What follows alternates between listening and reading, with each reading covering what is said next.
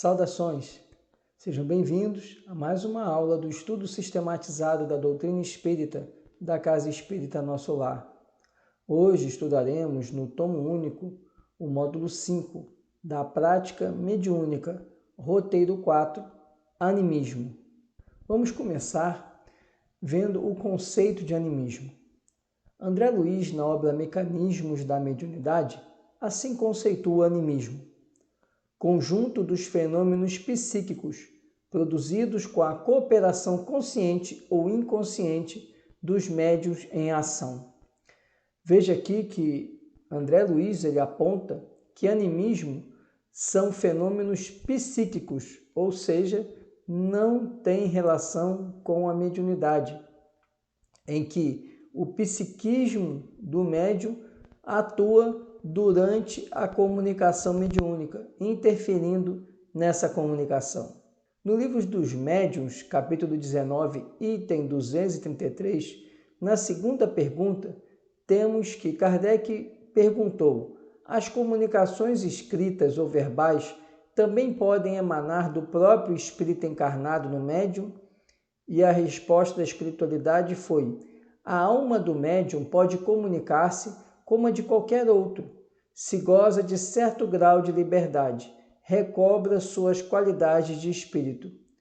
Tendes a prova disso nas visitas que vos fazem as almas de pessoas vivas, as quais muitas vezes se comunicam convosco pela escrita, sem que as chameis. Porque, ficais sabendo, entre os espíritos que evocais, alguns há que estão encarnados na terra. Eles então vos falam como espíritos e não como homens. Por que não se havia de dar o mesmo com o médium? E Kardec pergunta: não parece que esta explicação confirma a opinião dos que entendem que todas as comunicações provêm do espírito do médium e não de espírito estranho? E a resposta obtida foi: os que assim pensam só erram em dar caráter absoluto à opinião que sustentam, porquanto é fora de dúvida que o espírito do médium pode agir por si mesmo. Isso, porém, não é razão para que outros não atuem igualmente por seu intermédio. Então, aqui no Livro dos Médiuns, Kardec primeiro pergunta sobre a possibilidade do animismo, ou seja, a possibilidade do espírito do médium se comunicar e não de um espírito desencarnado. E a resposta que a espiritualidade concede é que tanto as comunicações mediúnicas podem prover de espíritos desencarnados, como também de espíritos encarnados. Esclarece ainda que muitas vezes, ao se evocar um espírito, ele já encarnou, já reencarnou, então ele já está novamente numa experiência carnal. E mesmo assim pode ele dar comunicação, porque foi evocado.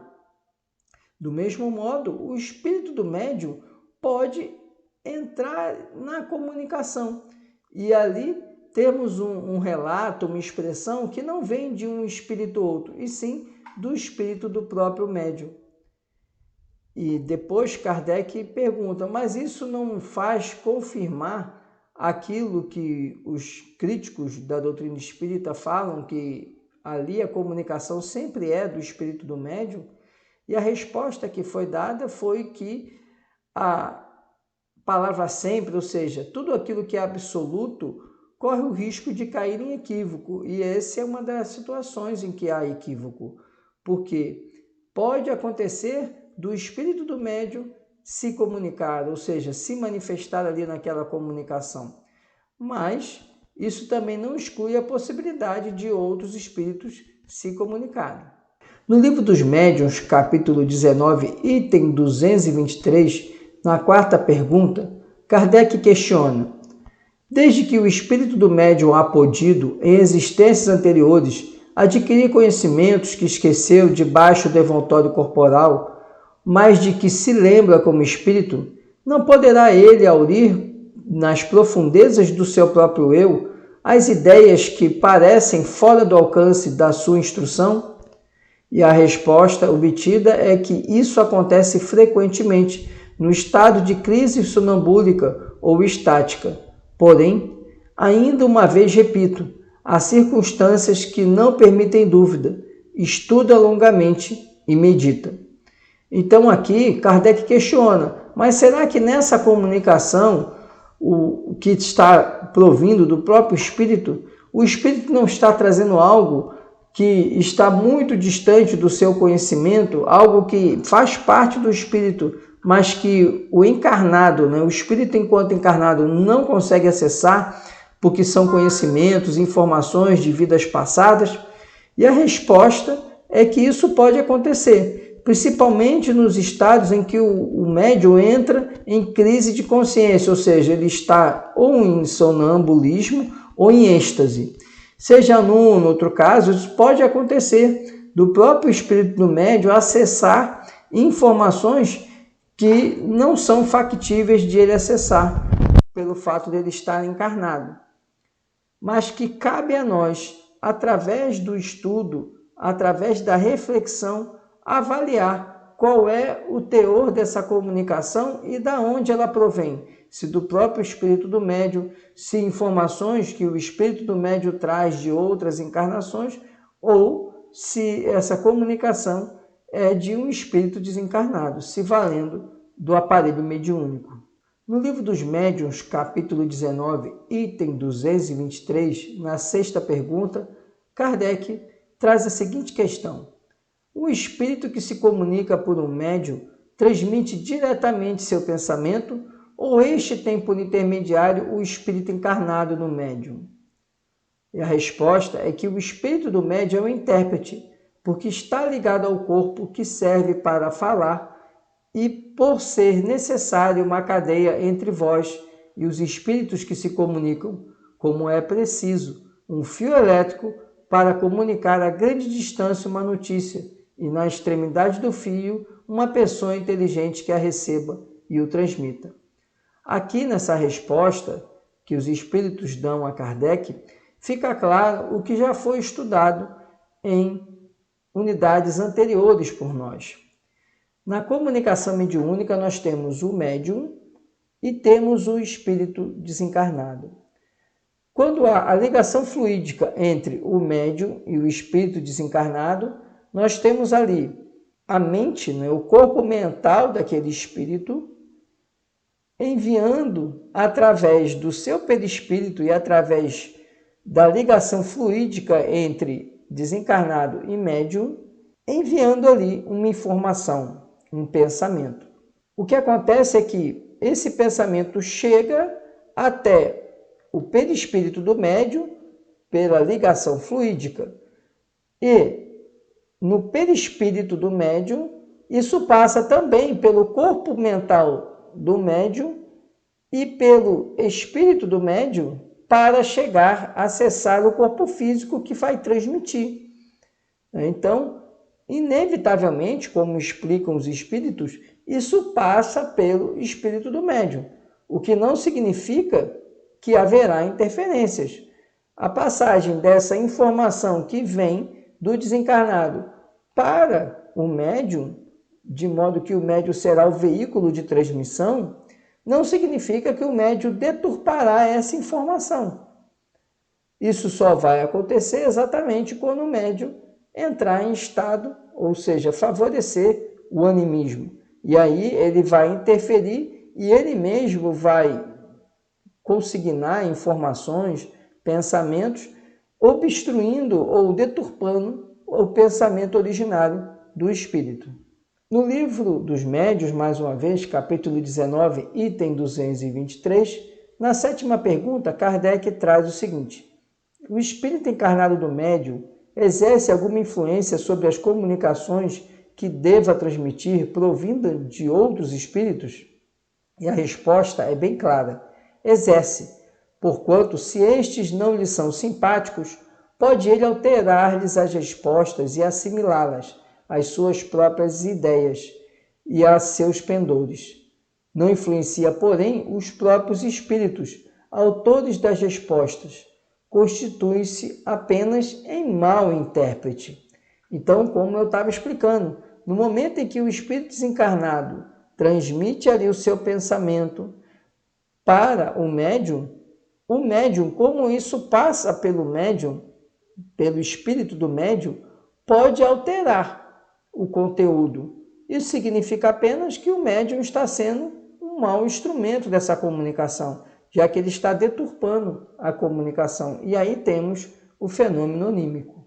No Livro dos Médiuns, capítulo 19, item 223, na 8ª pergunta, Kardec questiona: será essa a causa da preferência dos espíritos por certos médiuns?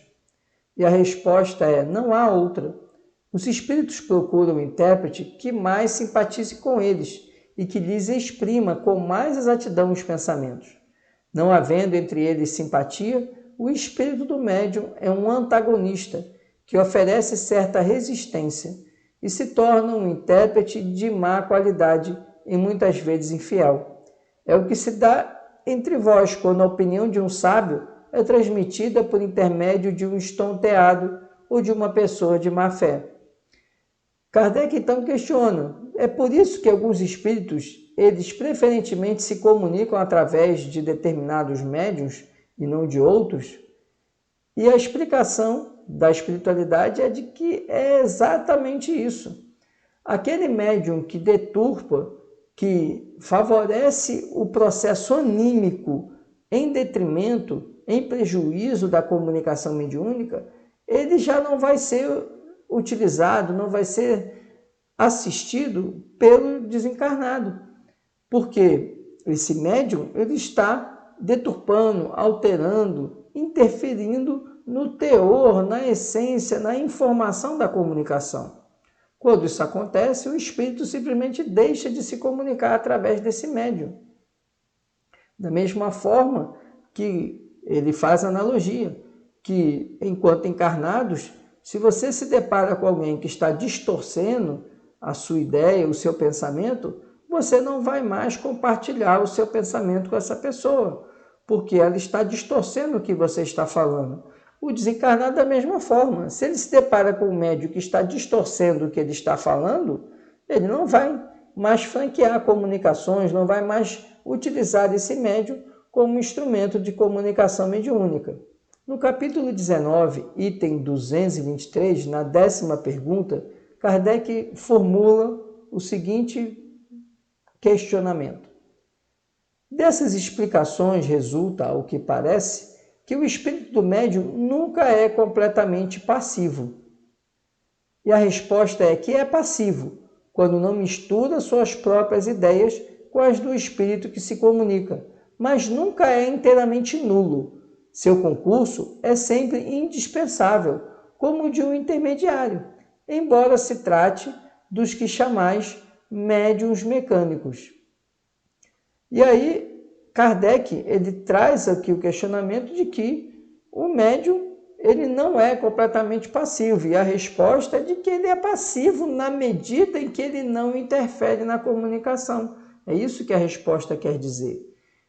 O médium, ele tem condições de perceber o que está acontecendo, mas ele não vai interferir, e aí ele será um médium que favorecerá a comunicação.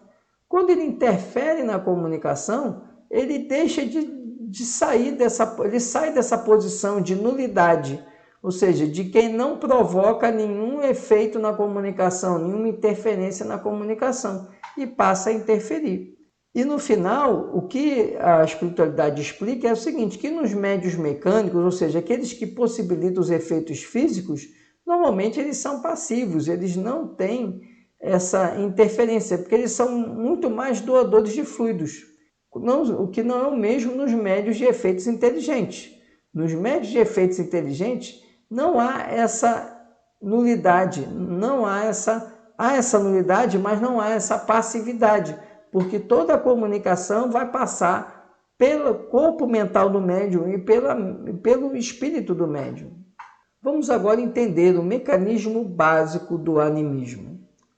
Na obra Mecanismos da Mediunidade, o espírito André Luiz, no capítulo 23, explica o seguinte sobre animismo. Mediunidade e animismo.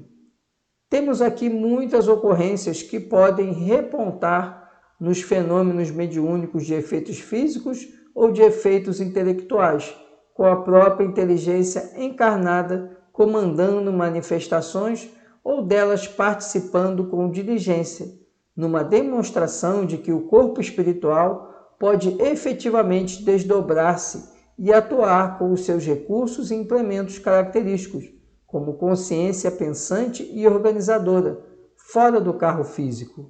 A verificação de semelhantes acontecimentos criou entre os opositores da doutrina espírita as teorias de negação, porquanto, admitida a possibilidade de o próprio espírito encarnado poder atuar fora do traje fisiológico, apressaram-se os céticos inveterados a afirmar que todos os sucessos medianímicos se reduzem à influência de uma força nervosa que efetua, fora do corpo carnal, determinadas ações mecânicas e plásticas, configurando ainda alucinações de variada espécie. Todavia, os estardalhaços e pavores levantados por esses argumentos indébitos, arredando para longe o otimismo e a esperança de tantas criaturas que começam confiantemente a iniciação nos serviços da mediunidade, não apresentam qualquer significado substancial, porque é forçoso ponderar que os espíritos desencarnados e encarnados não se filiam a raças antagônicas que se devam reencontrar em condições miraculosas. Aqui André Luiz nos explica que o animismo ele é um fenômeno que pode se dar, e ele se dá através do espírito do médium. Essa atuação do espírito do médium, embora sirva de instrumento para que os críticos da doutrina espírita afirmem que toda a comunicação mediúnica provém do próprio espírito do médium, ela não é verdadeira, porque o fenômeno anímico ele pode se dar da mesma forma que também ocorre a comunicação com os espíritos desencarnados. Então, não se pode descartar a comunicação dos espíritos desencarnados apenas em razão da possibilidade de um efeito, de um fenômeno que é eventual. Portanto, André Luiz ele nos apresenta que o fenômeno anímico ele pode ocorrer, mas que também temos inequivocadamente os fenômenos mediúnicos em que os espíritos desencarnados se comunicam através de um médium. Na nossa apostila do ERJ, temos o seguinte texto: acreditamos que o mecanismo básico do animismo pode ser entendido com a explicação que o espírito André Luiz dá sobre mediunidade de psicofonia, usualmente conhecida como incorporação.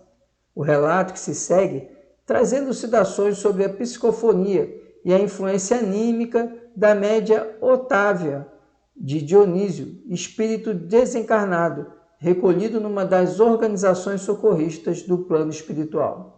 André Luiz assim as expressa. Otávia foi cuidadosamente afastada do veículo físico em sentido parcial. Aproximando-se Dionísio, que também parcialmente começou a utilizar-se das possibilidades dela.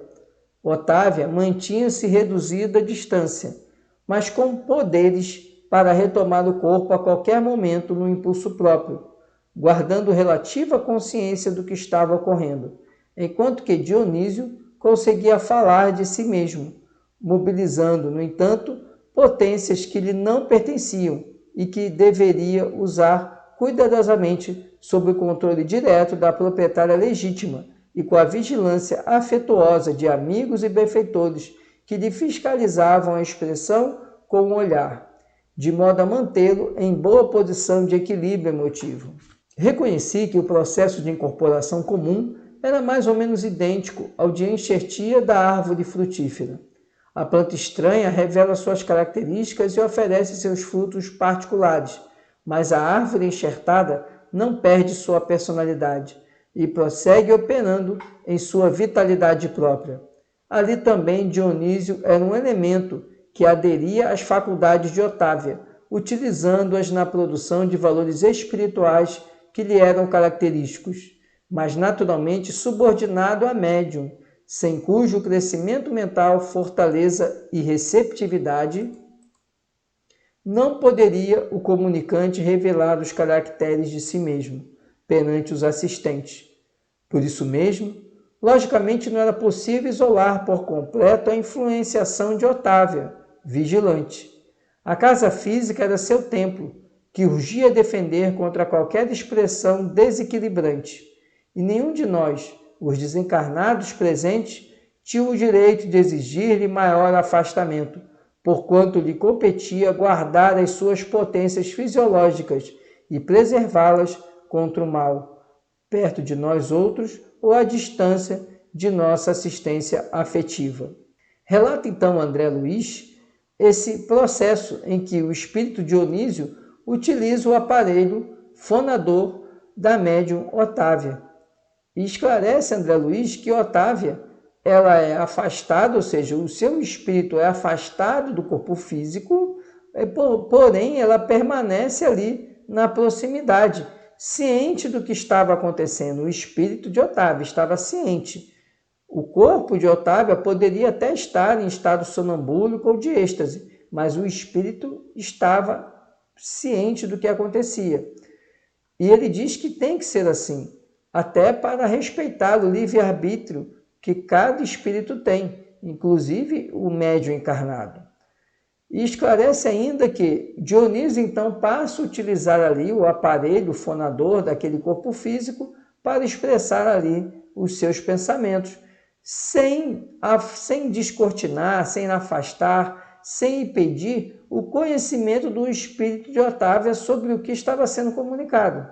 Nosso material em seguida fala sobre animismo e mistificação. Na apostila temos o seguinte texto: alguns estudiosos do espiritismo, devotados e honestos, reconhecendo os escolhos do campo do mediunismo, criaram a hipótese do fantasma anímico do próprio medianeiro, o qual agiria em lugar das entidades desencarnadas. Desconhecendo o mecanismo básico das comunicações mediúnicas e a ação anímica exercida pelos médiuns, muitos companheiros matriculados no serviço de implantação da nova era sob a égide do espiritismo vêm convertendo a teoria animista num travão injustificável, a lhes congelarem preciosas oportunidades de realização do bem. Portanto, não nos cabe adotar como justas as palavras mistificação inconsciente ou subconsciente para batizar o fenômeno. Na verdade, precisamos adquirir maior cabedal de conhecimento sobre o animismo e agir com prudência em relação ao assunto, evitando rotular as naturais manifestações anímicas comuns e necessárias de mistificação. É impróprio e antifraterno este rótulo, uma vez que mistificação caracteriza o ato de alguém mentir, enganar, ludibriar.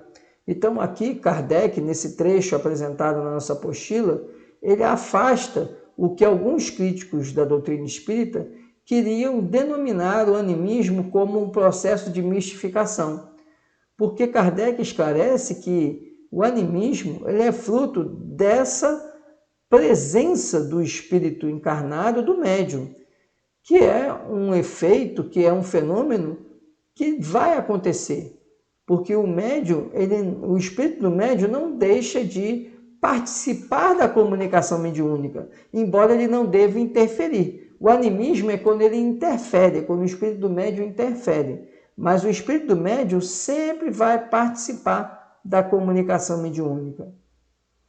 E aí Kardec diz que não é correto e nem justo que alguns denominem o animismo como mistificação, porque, na verdade, não é um ato intencional, um ato malévolo, um ato maldoso do médium. O animismo ele acontece, ainda que ele seja consciente, ele está na consciência do espírito.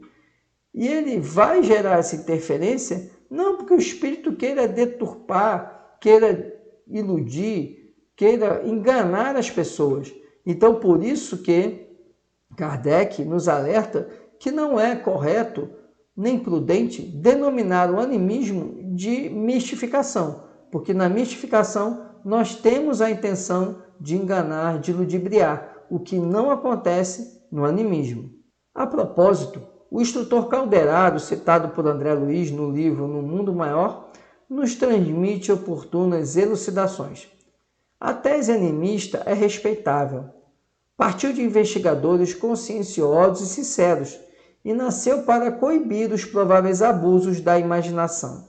Entretanto, vem sendo usada cruelmente pela maioria dos nossos colaboradores encarnados, que fazem dela um órgão inquisitorial, quando deveriam aproveitá-la como elemento educativo na ação fraterna. Milhares de companheiros fogem ao trabalho, amedrontados, recuam ante os percalços da iniciação mediúnica, porque o animismo se converteu em Cérbero, segundo a mitologia grega, cão guardião das portas do inferno, que impedia a saída dos espíritos. Afirmações sérias e edificantes, tornadas em opressivo sistema, impedem a passagem dos candidatos ao serviço pela gradação natural do aprendizado e da aplicação. Reclama-se deles precisão absoluta, olvidando-se lições elementares da natureza. Recolhidos ao castelo teórico, inúmeros amigos nossos, em se reunindo para o elevado serviço de intercâmbio com a nossa esfera, não aceitam comumente os servidores, que hão de crescer e de aperfeiçoar-se com o tempo e com o esforço. Exigem meros aparelhos de comunicação, como se a luz espiritual se transmitisse da mesma sorte que a luz elétrica por uma lâmpada vulgar. Nenhuma árvore nasce produzindo, e qualquer faculdade nobre requer burilamento. Prosseguindo os seus arrazoados, Calderaro pondera: ninguém receberá as bênçãos da colheita sem o suor da sementeira. Lamentavelmente, porém, a maior parte de nossos amigos parece desconhecerem tais imposições de trabalho e de cooperação. Exigem faculdades completas. O instrumento mediúnico é automaticamente desclassificado se não tem a felicidade de exibir absoluta harmonia com os desencarnados no campo tríplice das forças mentais, perispirituais e fisiológicas. Em se tratando de animismo, nunca é demais recordar, em matéria de mediunismo, há tipos idênticos de faculdades, mas enorme desigualdade nos graus de capacidade receptiva, os quais variam infinitamente como as pessoas. Calderaro, então, nos lembra que o animismo ele vai acontecer, principalmente naqueles médiuns inexperientes, aqueles que estão iniciando a atividade mediúnica séria e comprometida. Então, não se pode, a todo momento, utilizar o animismo ou taxar as comunicações de anímicas e simplesmente repelir o trabalho daquele médium, porque justamente o grau de aprendizado vai depurando, vai tornando o médium um instrumento cada vez mais capaz. A interferência ela vai acontecer. E conforme o médium vai se aperfeiçoando, essa interferência anímica ela vai sendo menos presente. Justamente devemos então permitir e franquear o trabalho aos médiuns, notadamente os ainda inexperientes, ainda que possamos nos deparar com comunicações de teor anímico.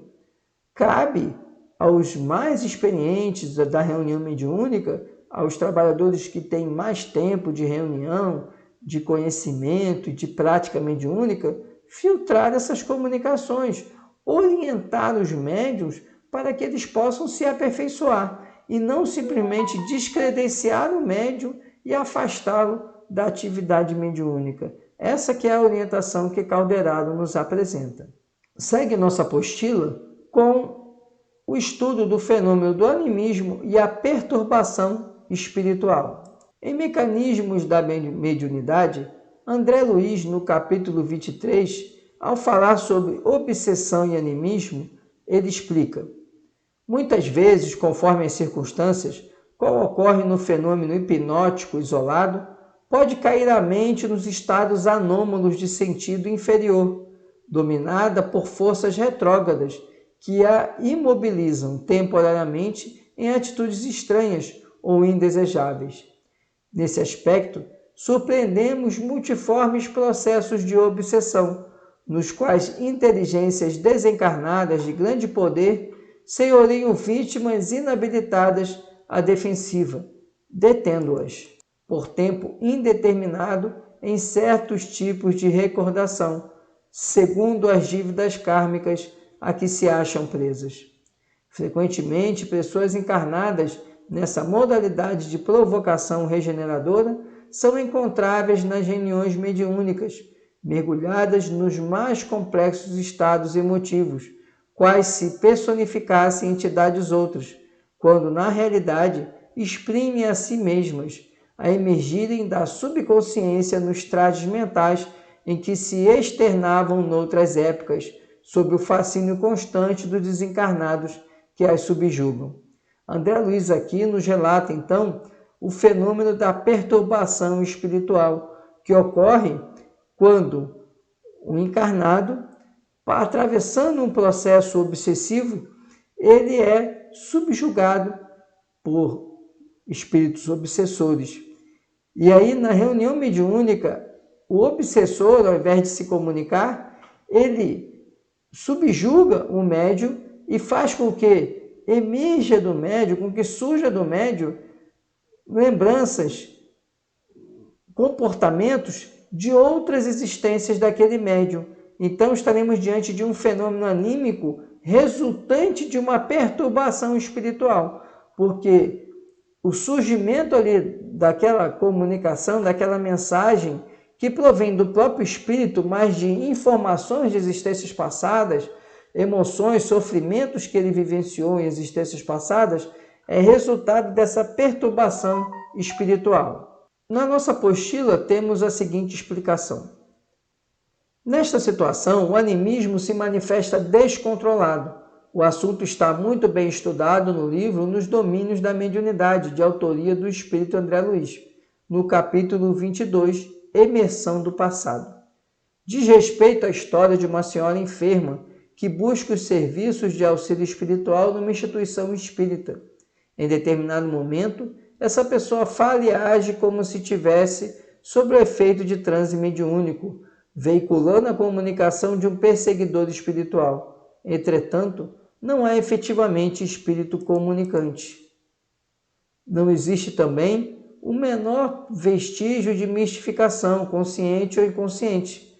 Trata-se de alguém carente de auxílio, que imobilizou um grande coeficiente de forças do seu mundo emotivo em torno de uma experiência mal sucedida, vivida em reencarnação anterior, a ponto de semelhante cristalização mental haver superado o choque biológico do renascimento no corpo físico, prosseguindo quase que intacta, fixando-se nessa lembrança, quando instada de mais perto pelo companheiro que lhe foi irrefletido algoz, passa a comportar-se qual se estivesse ainda no passado, que teima em ressuscitar.